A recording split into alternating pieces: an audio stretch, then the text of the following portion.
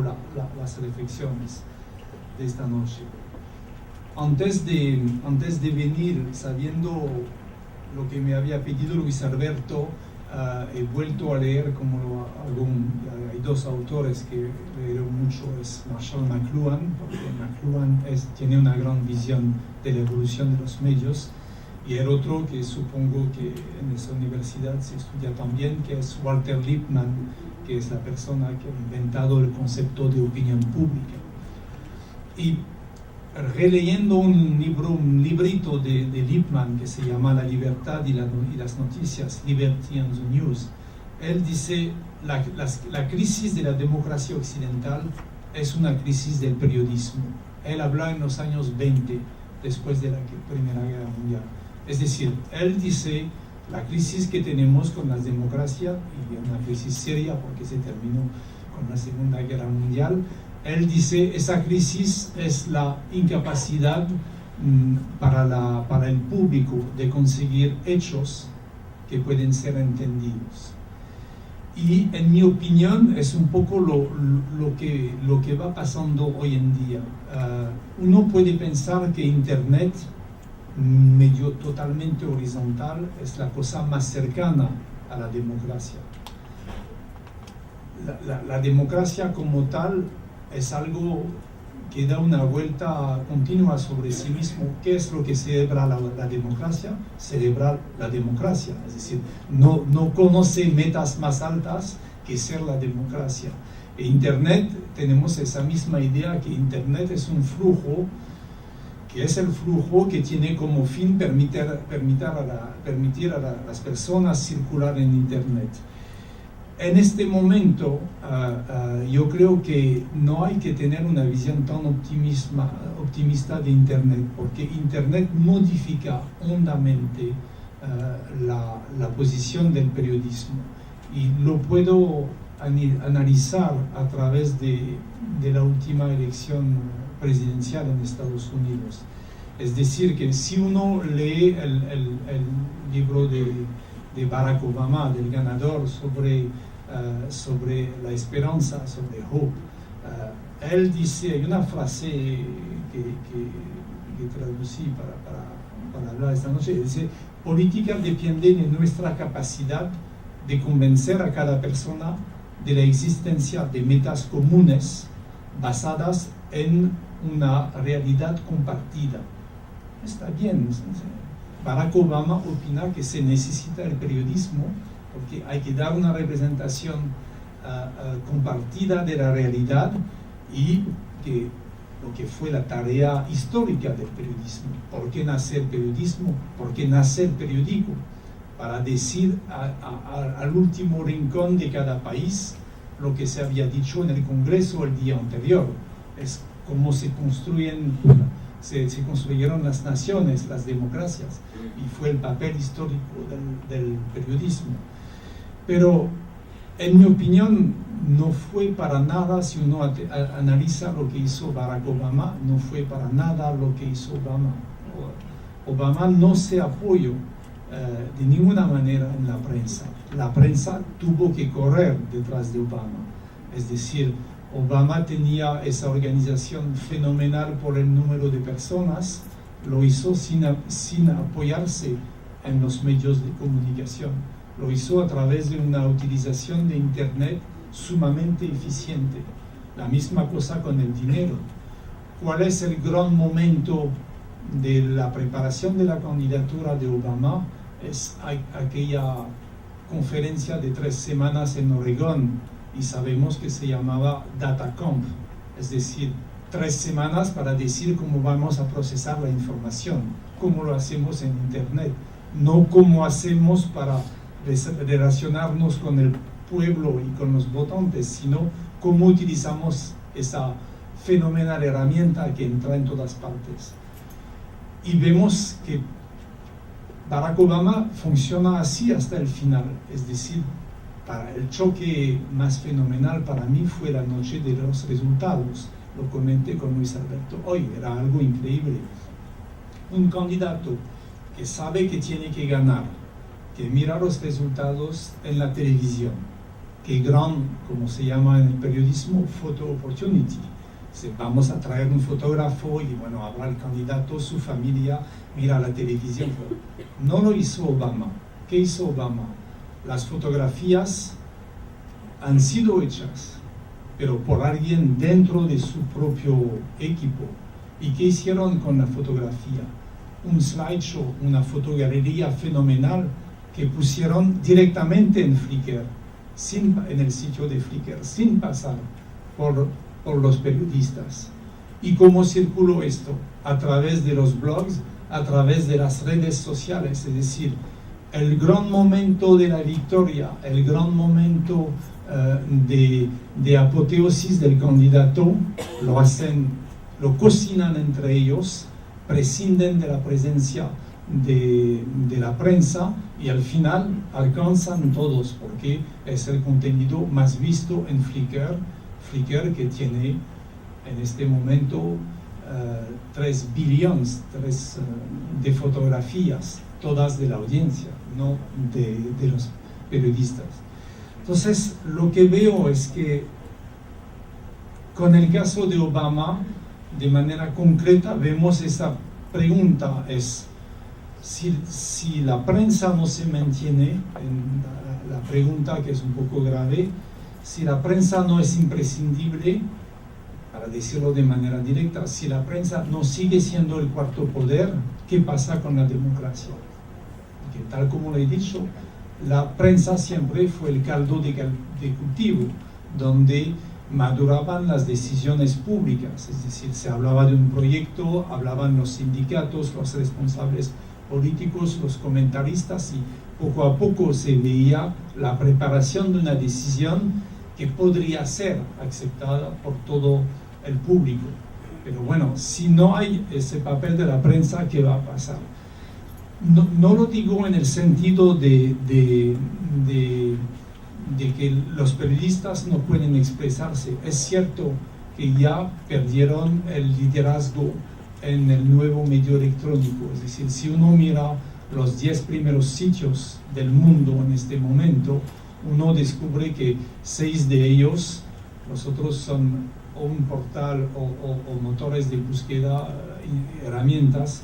Vemos que son sitios donde el contenido viene de la audiencia, es decir, es YouTube, es Facebook, es Wikipedia, es Orkut, son sitios cuya existencia depende de la audiencia meramente. Un detalle es muy importante para la América Latina, porque si miramos estos sitios, vemos Orkut, que es el número 1 en Brasil, primer sitio de Brasil. Vemos Hi5, que es el primer sitio de Ecuador. Vemos Facebook, que entra con una potencia tremenda en este momento en América Latina. No voy hablando de cosas teóricas, voy hablando de cosas muy, muy concretas. Las redes sociales van, y el contenido que produce la audiencia y que pone la audiencia dentro de las redes sociales van tomando el liderazgo en este continente. Bueno, entonces para mí no es saber si los periodistas van a luchar contra la audiencia, ya la audiencia ha tomado en el volumen de producción el liderazgo. La pregunta es saber si el cuarto poder se puede mantener. Mi posición es una posición de un cierto optimismo, porque leía a McLuhan, y McLuhan, dentro de sus leyes, hay la cuarta ley de McLuhan que habla de la reversibilidad de los medios. Es decir, él dice que cualquier tecnología, cuando alcanza el límite de su acción, empieza a funcionar al revés. Es decir, el carro provoca la utilización del carro, pero cuando llega hasta tal nivel que es insoportable físicamente o por los tapones en las calles, provoca el rechazo al carro y la voluntad de tener. Pasa lo mismo con el dinero. Él explica muy bien que el dinero se sofistica a lo largo de la historia hasta tal punto que se termina por la desaparición del dinero, que es el crédito. Es decir, entramos en la cosa al revés. Y lo hemos visto con el impreso.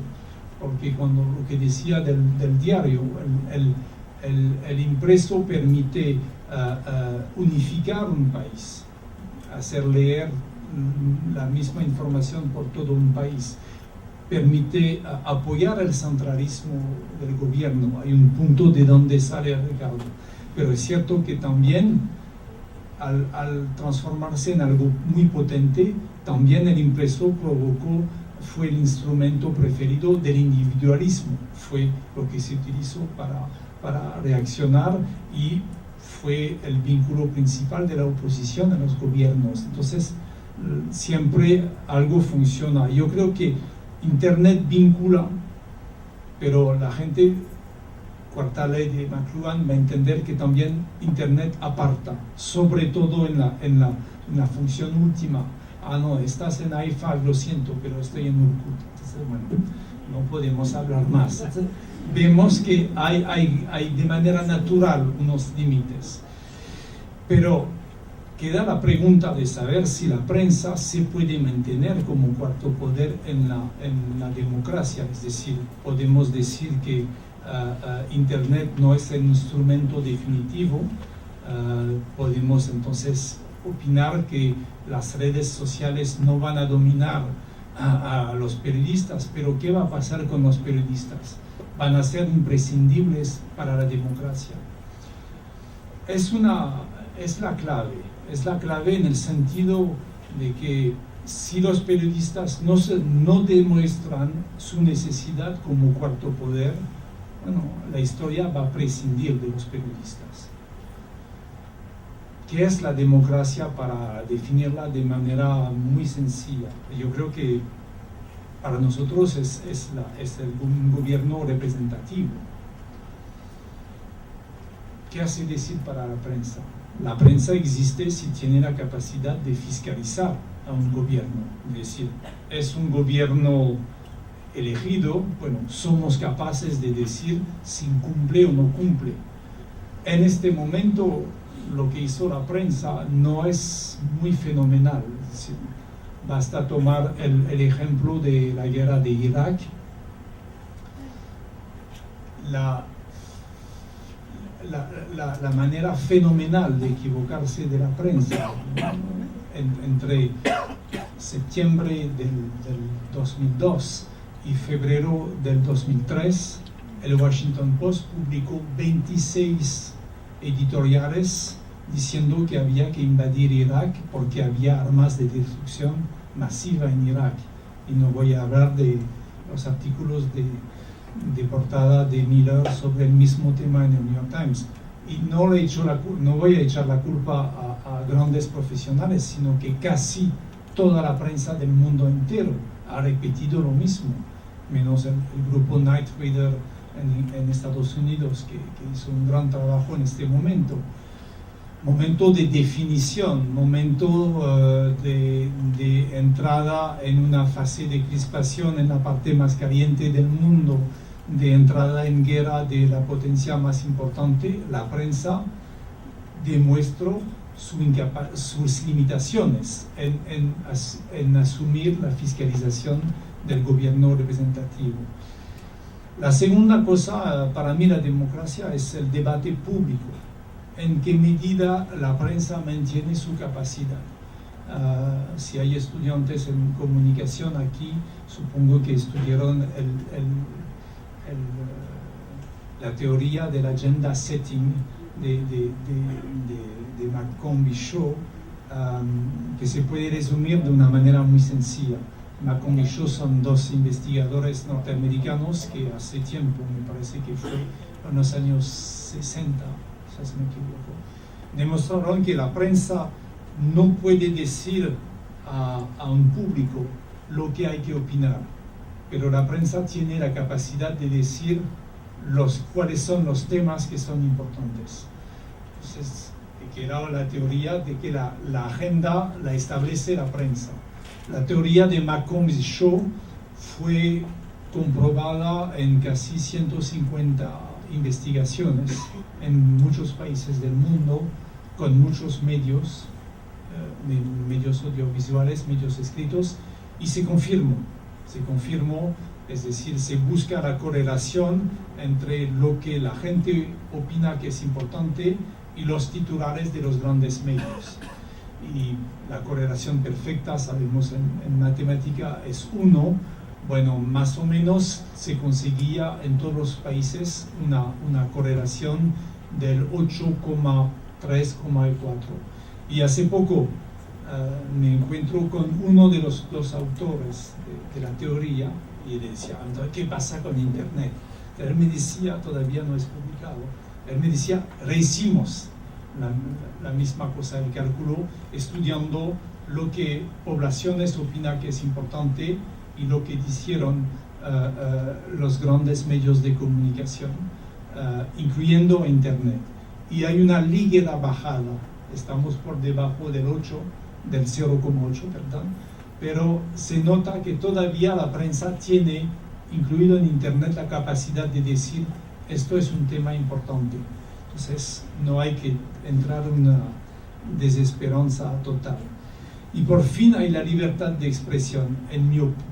Lo que acabo de decir se confirma de manera muy sencilla. Los blogs de comentarios son sobre todo sobre lo que dice la prensa. Lo podemos notar en muchos casos, que los blogueros salen de los medios oficiales para encontrar su camino en su expresión.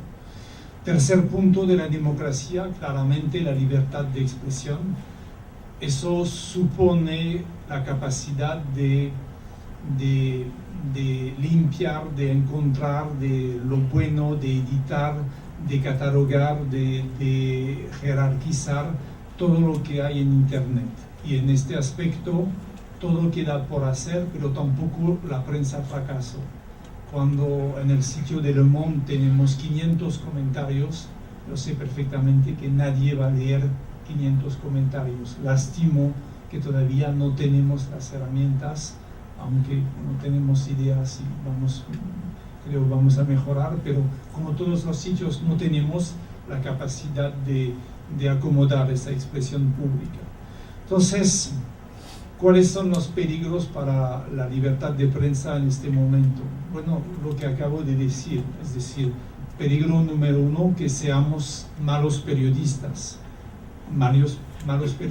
digitales, es decir, repetir los fallos de la guerra de Irak, aunque sea a una escala menor, sería terrible. Segundo punto, yo creo que es aparecer como un medio poco atrevido. Volviendo a la elección de Barack Obama, a mí me molesta que para analizar el efecto de un presidente negro siempre se habla de West Wing, de una serie de televisión. Eso hace decir que los guionistas de la serie de televisión tienen una racha, una voluntad, una manera de provocar que es más potente que tiene la prensa. Y esto obviamente es un fallo y en mi opinión necesitamos una prensa más atrevida si queremos sobrevivir. Lo he dicho al principio, una prensa sin imaginación técnica es una prensa que va a pasar por momentos muy difíciles, porque por el momento todos los inventos son importantes de la red, son de empresas que no trabajan en la comunicación. Y por fin, el peligro último creo que es el peligro del desprecio a la audiencia. Es decir, la audiencia se puso en el camino de la producción de contenidos, se puso en la participación intensa.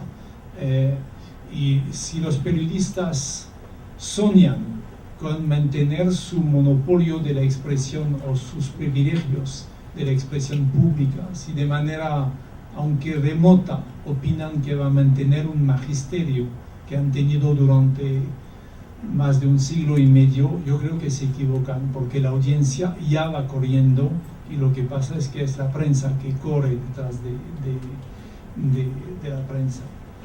Al preparar esa intervención, y voy a terminar con eso, releyendo cosas, me acuerdo del momento, los jóvenes aquí no se acuerdan, ¿no?, de un momento de Nixon era un sinvergüenza como presidente, pero había peor, había su vicepresidente, el primero, que se llama Spiro Agnew, y que era un tipo fenomenal, tuvo que dimitir por corrupción.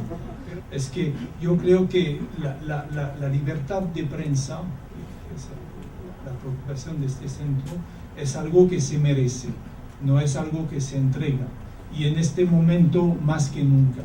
Y eso vale también para el mundo digital. O los periodistas hacen lo necesario para disfrutar de una libertad bien merecida frente a su audiencia, o van a perder el estatuto que fue el suyo durante más de un siglo.